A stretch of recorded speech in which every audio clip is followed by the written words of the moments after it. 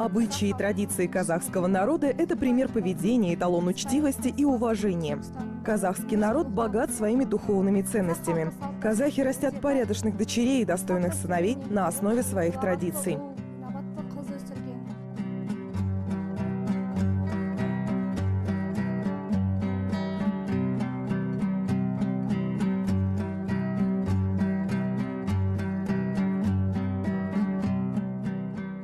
Характерные черты, присущие народу, можно определить по национальной музыке, рукоделию, обычаям и традициям.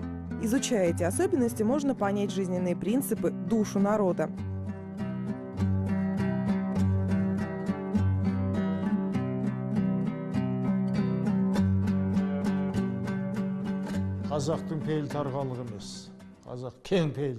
Казахи – народ щедрый, доброжелательный, широкой душой. Кроме этого, народ очень талантлив и быстро обучаем. Казахи быстро впитывают новое.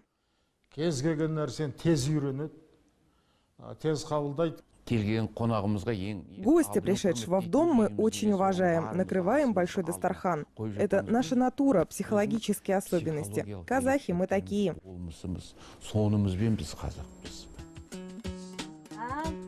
Вот, смотрите, это мой внук.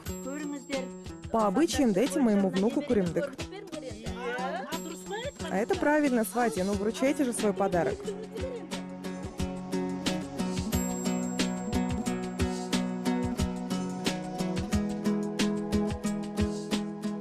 Обычаи и традиции – это закон жизни, основной принцип воспитания. Есть казахская народная мудрость. Хоть 6 лет голодай, но обычаи отцов не забывай. Времена меняются, но мы видим, что казахские свадебные традиционные обряды передаются из поколения в поколение.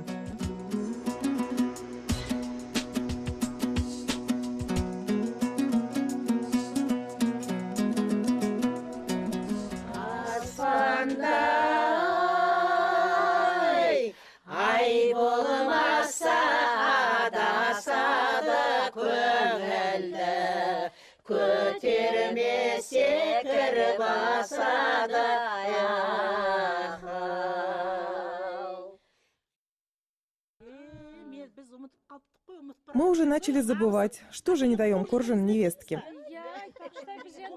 Да, надо отдать коржин, ведь издалека привезли.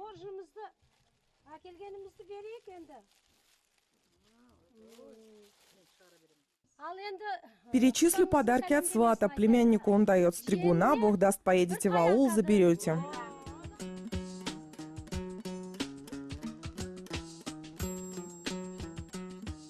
Через знание предков устанавливаются родственные связи. Такая взаимосвязь приводит к национальному единству. А народное согласие – это значит сохранить свою нацию, это забота о ней. Есть одно правило, неизменное на все времена. Это как неразрывная связующая нить, идущая из прошлого. Это человечность, уважение старших. Нужно почитать свою семью.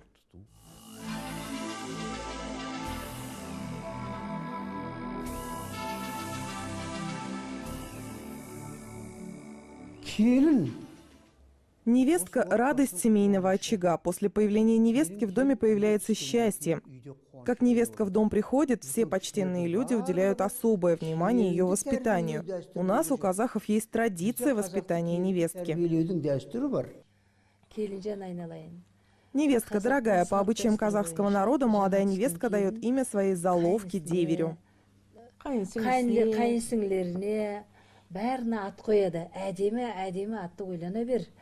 Господин Жигит, добро пожаловать, проходите на почетное место. О, женище, я сам издалека приехал. Коня измучив, мечтаю попить чай из ваших рук.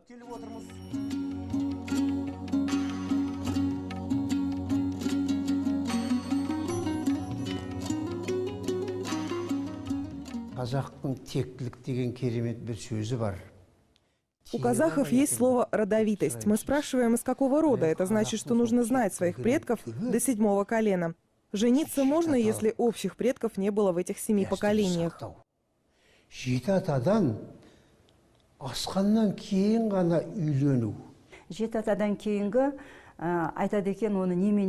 После 7 поколений говорят праправнук или родственник далее 7-го колена. Это означает, что ты уже далек по крови и сможешь жениться на представительнице того же рода.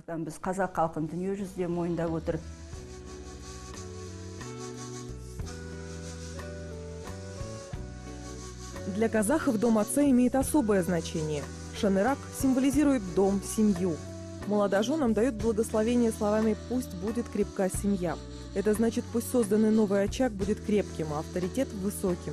В нашем народе есть традиция совершеннолетнему женившемуся старшему сыну отдавать долю имущества, чтобы выделить его в отдельную семью.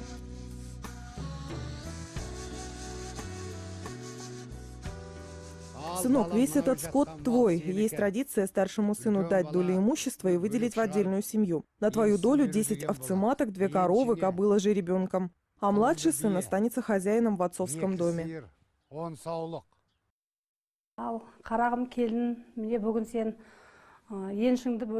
Невестка, сегодня, взяв долю имущества, вы собираетесь с сыном создать отдельный дом. Женщина ближе всего к посуде, она благополучие и основа дома. Поэтому хочу выделить тебе посуду.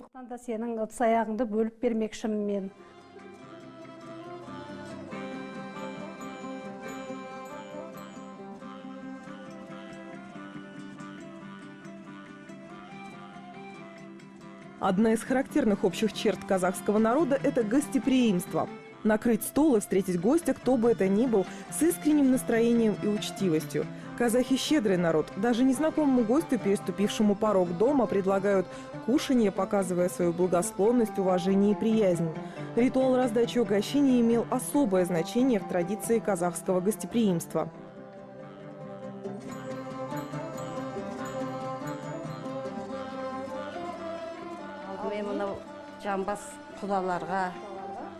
Сначала сватьям мясо с тазовой костью, девушкам мясо с берцовой костью.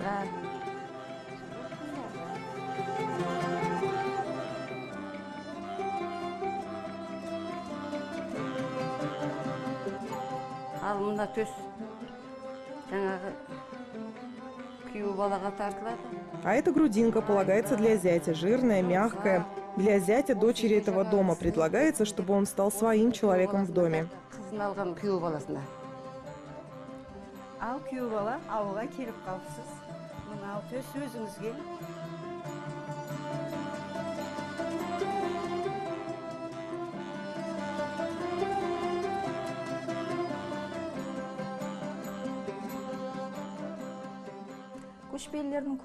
У кочевников удобное жилище для переездов – это юрта. Появилась в древнебронзовом периоде. В музее расположена юрта из 6 полотнищ. Эта юрта предназначалась для среднестатистической семьи. У юрты притолок двери расположен низко, а порог расположен выше. Это сделано для того, чтобы входящий человек мог, наклонившись, перешагнуть порог правой ногой, тем самым оказав уважение хозяину дома. В древности, глядя на внешний вид юрты, определяли благосостояние хозяина и условия быта. Юрты бывают состоящие из 2-3 полотнищ и доходят до 18-32 полотнищ. Количество вогнутых жердей деревянной решетки кереге может достигать от 70 до 360 штук. Зажиточные казахские юрты были заполнены богатой мебелью и украшены орнаментом. Казахская юрта – национальный культурный облик, который воспевается и поныне. Жарапазан – один из религиозных обычаев, которые исполняют в священный месяц Рамазан. Это песня, которую исполняют перед порогом юрты.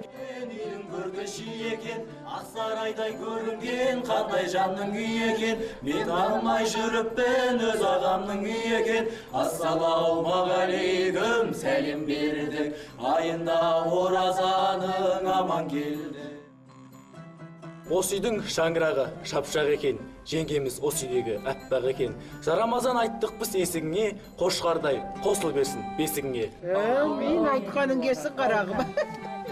Бата беруге байланысты бұл. Давать благословение – хорошая традиция. Многие считают это чисто исламским, при этом многие арабы не используют такие благословения.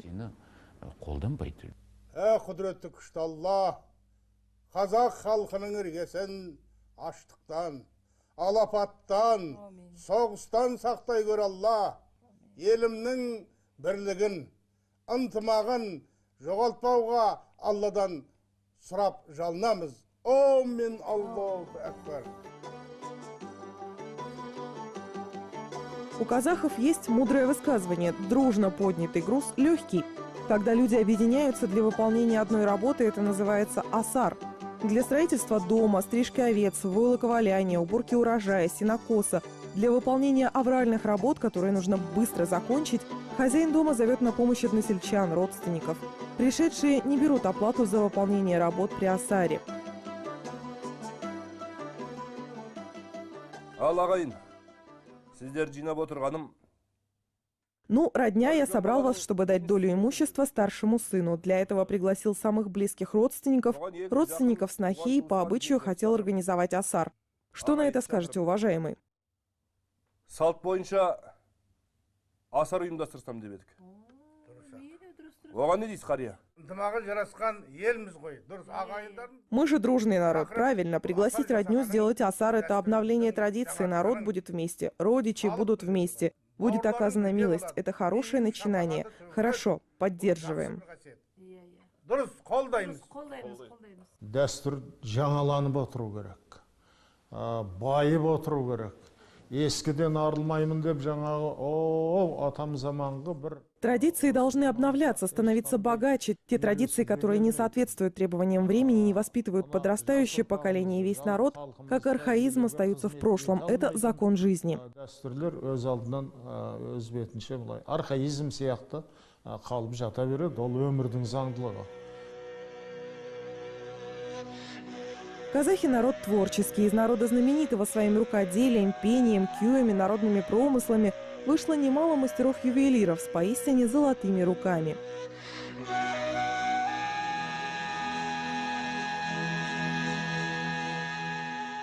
Сергек бұйымдар жасаған кезде қыздарға сонда мен жақсы ақ көңілмен. Когда делаю ювелирные изделия с хорошим настроением, светлыми мыслями, я думаю о девушках. Потом узоры – это же прообраз письменности, и этой же письменностью я как будто пишу. Жазбамен мен жазам. Ювелирное искусство имеет тысячелетнюю историю. На казахской земле было много мест, богатых бронзой, оловом, золотом и другими различными металлами. Наши предки изготавливали украшения издревле, и этому есть документальное и археологическое подтверждение.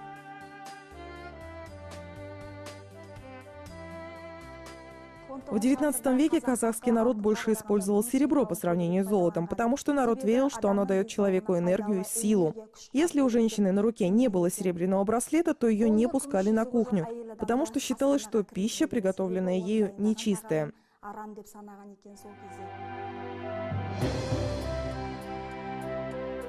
Ювелиры в основном изготавливали украшения. Перед вами экспозиция музея, где выставлены украшения, сделанные в Западном Казахстане.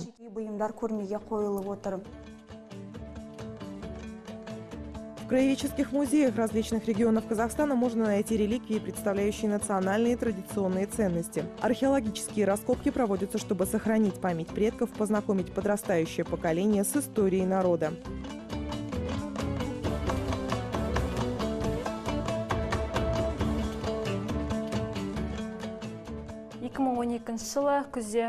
Осенью 2012 года археологи Западно-Казахстанского областного центра истории и археологии проводили исследовательские работы в поселке Таксай-Оба Теректинского района Западно-Казахстанской области. В результате раскопок было найдено богатое захоронение знатной женщины.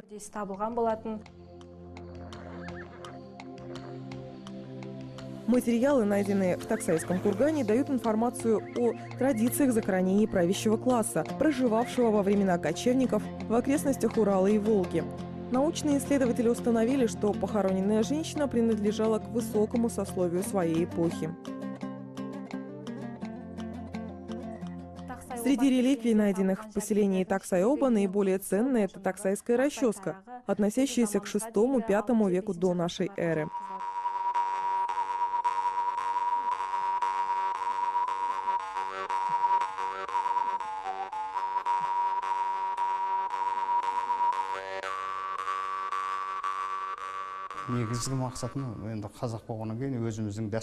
Основная цель – хорошо зная традиции, какой образ казахской женщины, бабушки, то есть воссоздать собирательный образ нации.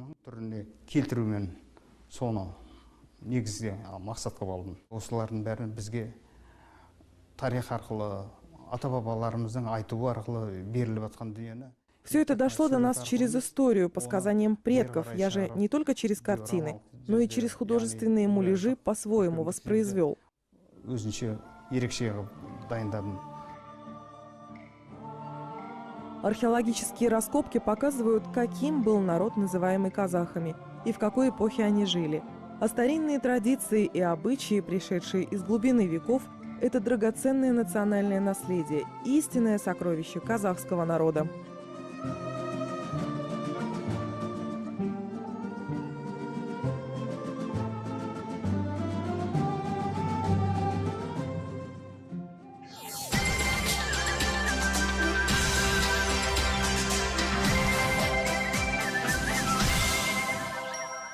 Казахские юрты были заполнены богатой мебелью и украшены орнаментом. Казахская юрта – национальный культурный облик, который воспевается и поныне. Жарапазан – один из религиозных обычаев, которые исполняют в священный месяц Рамазан. Это песня, которую исполняют перед порогом юрты.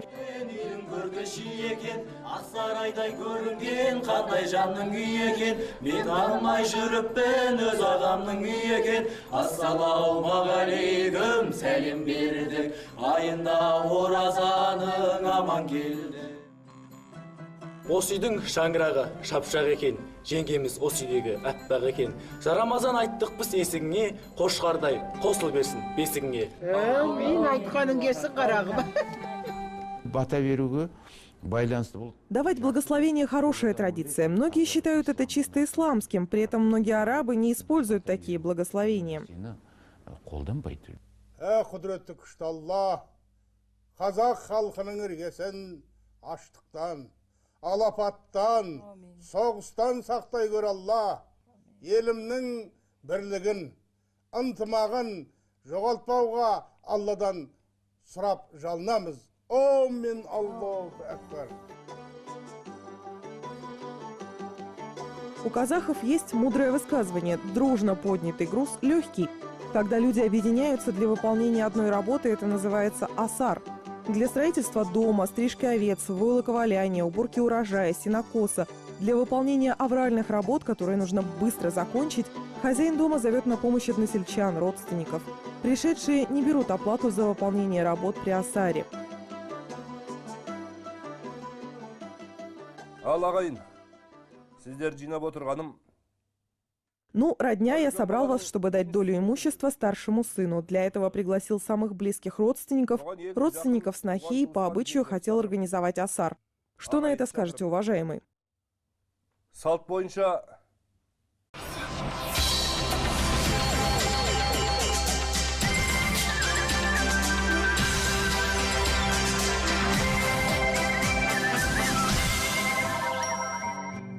Обычаи и традиции казахского народа – это пример поведения, эталон учтивости и уважения. Казахский народ богат своими духовными ценностями. Казахи растят порядочных дочерей и достойных сыновей на основе своих традиций.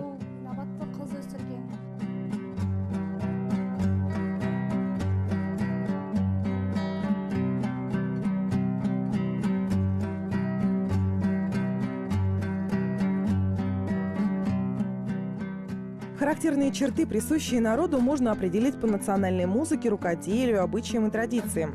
Изучая эти особенности, можно понять жизненные принципы, душу народа.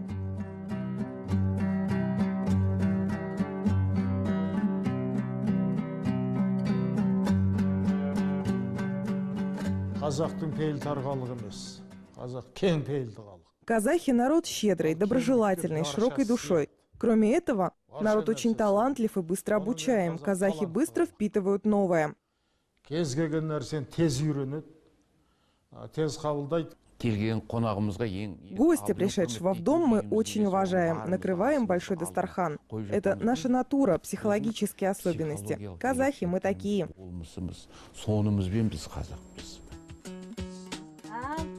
Вот, смотрите, это мой внук. По обычаям дайте моему внуку куримдык. А это правильно, сватья, ну вручайте же свой подарок.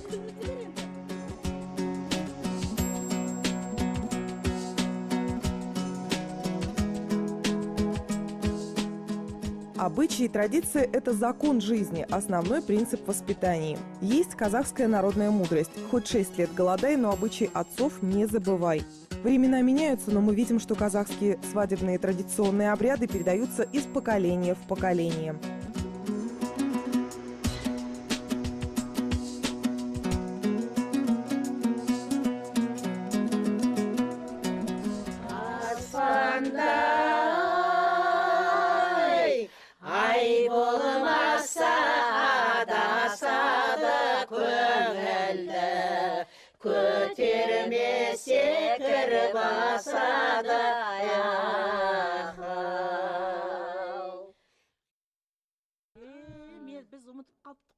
Мы уже начали забывать, что же не даем Коржин невестке. Да, надо отдать Коржин, ведь издалека привезли.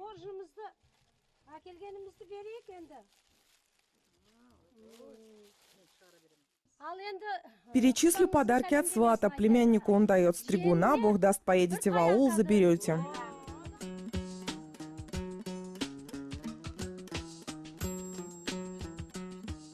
Через знание предков устанавливаются родственные связи. Такая взаимосвязь приводит к национальному единству. А народное согласие – это значит сохранить свою нацию, это забота о ней. Есть одно правило, неизменное на все времена. Это как неразрывная связующая нить, идущая из прошлого. Это человечность, уважение старших. Нужно почитать свою семью.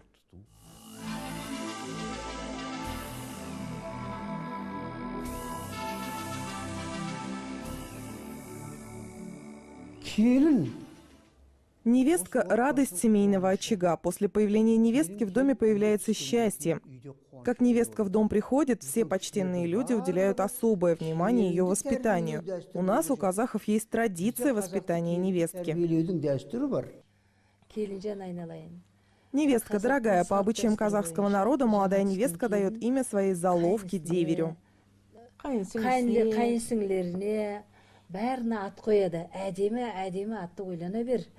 Господин Жигит, добро пожаловать, проходите на почетное место.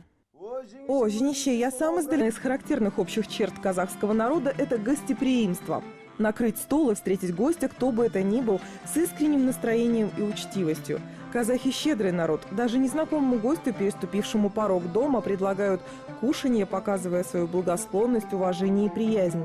Ритуал раздачи угощений имел особое значение в традиции казахского гостеприимства.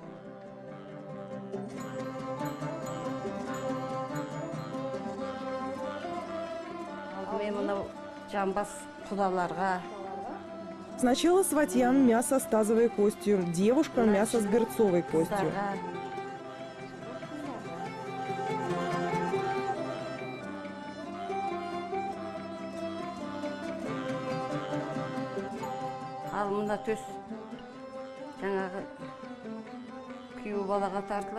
А эта грудинка полагается для зятя, жирная, мягкая. Для зятя, дочери этого дома, предлагается, чтобы он стал своим человеком в доме.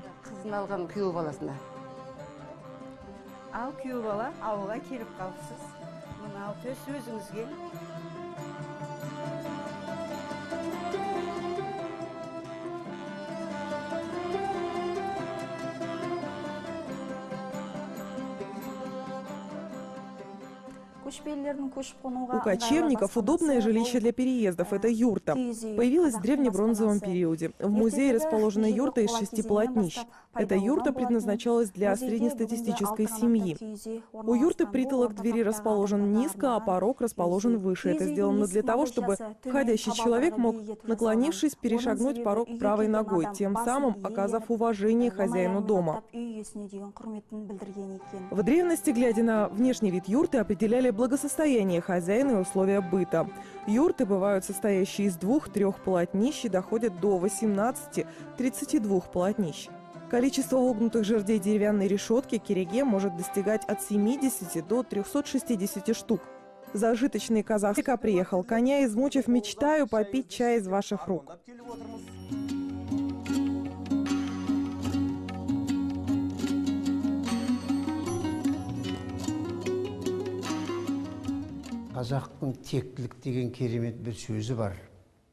У казахов есть слово «родовитость». Мы спрашиваем, из какого рода. Это значит, что нужно знать своих предков до 7-го колена.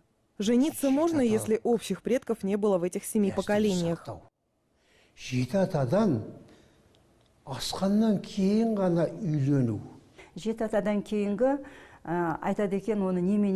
После 7 поколений говорят праправнук или родственник далее 7-го колена. Это означает, что ты уже далек по крови и сможешь жениться на представительнице того же рода.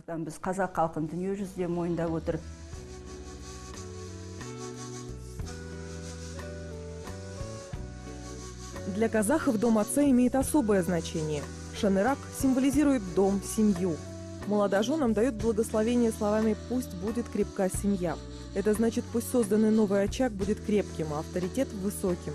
В нашем народе есть традиция совершеннолетнему женившемуся старшему сыну отдавать долю имущества, чтобы выделить его в отдельную семью.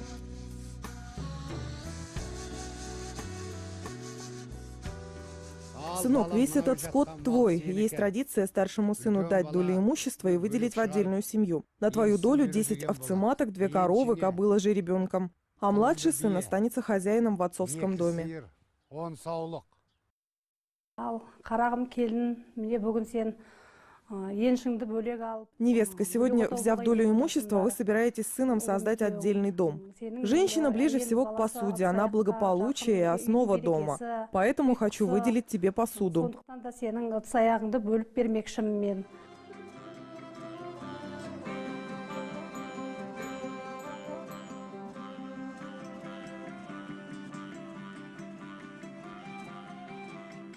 Одна